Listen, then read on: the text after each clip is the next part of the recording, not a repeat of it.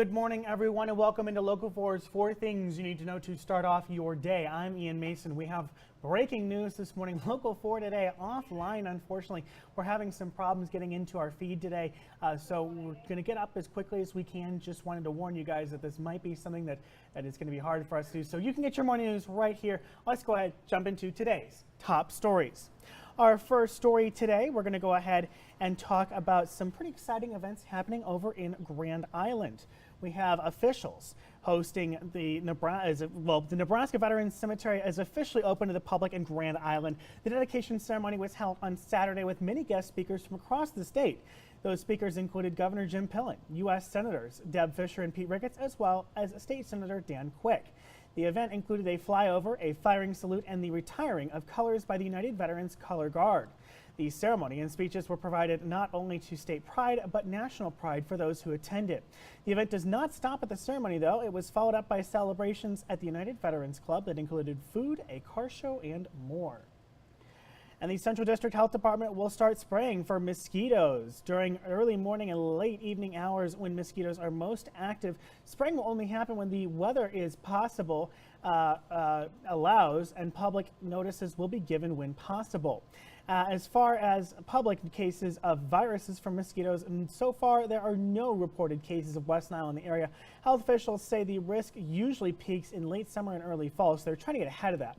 Most people infected won't feel sick or may just have mild symptoms like a headache or fever, though severe cases are rare and can be serious, especially for older adults.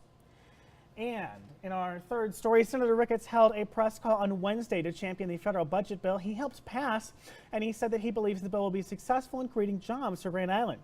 He believes that it is strong for America First policies and that it helps make the United States more competitive internationally.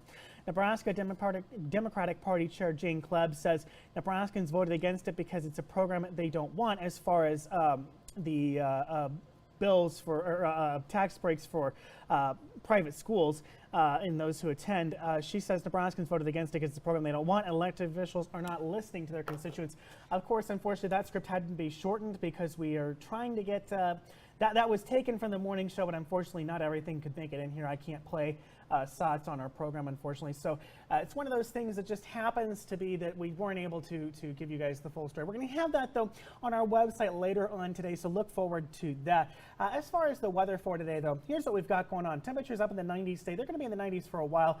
Light wind coming up from the south, mainly sunny skies, so it's going to be another very hot summer day.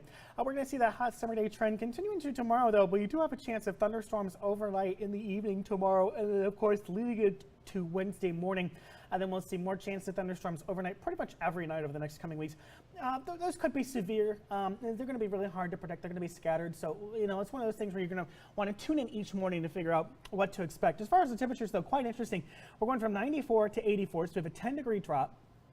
From Tuesday to Wednesday. Now Wednesday to Thursday we go from 84 to 75, so overall a 19-degree drop in 2 days because we have such strong polar air moving in from Canada on this. So we are going to be seeing some colder air, and that's going to be something to be ready for, though. Temperatures bumping back up into the mid to high 80s on Friday, Saturday, and Sunday, so nothing to be too worried about there. That will do it for me. Thank you so much for watching Local4's 4 Things You Need to Know to Start Off Your Day. My name is Ian Mason. Again, we hope to have our feed back up very quickly, but you can watch all the streaming services, all of our shows, once they're online on our streaming desk right here on our streaming service. Have a great one.